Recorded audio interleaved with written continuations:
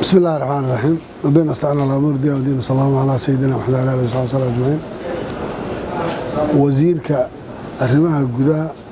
saaxiibada kale wasiirada amniga kalluumaysiga dhaqaalaha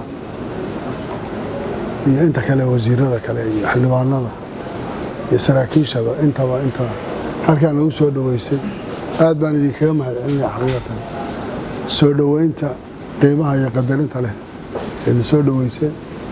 aad baan ugu faraxsanahay inaan caasimadda maanta soo booqdo waxaan oran lahaa wasiirka khayr Allah ka siiyo soo dhaweyntii laakiin waxaan rabaa markuu madaxweynaha ka hadlay inuu yahay madaxweynaha dowlad goboleedka haddii madaxweynaha kaliya ku daa waxaan ka cabsanay in loo qaato markaas inuu fi kale marka had iyo jeer waa in la raaciyo dowlad goboleedka haddii kale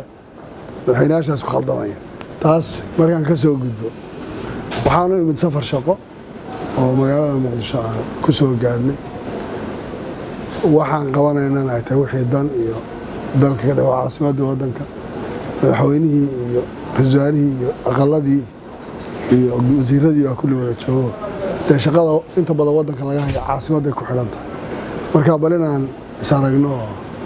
gaar ahaan wixii tale ee la kala qaadan karo ama arrinta amniga jira ha noqoto ama kuwa siyaasadda ha noqoto wixii aanu ku wada hadalnaa insha Allah dib baa laga ogaan doonaa laakiin aad baan ugu faraxsanahay waan idinka mahadcelinayaa soo dhaweynta waan idin soo dhaweyn doonaa insha Allah anaguna gurigayga waan nimid idina gurigiina ku soo dhawaada aad baad mahadsantihiin. Salaamu calaykum.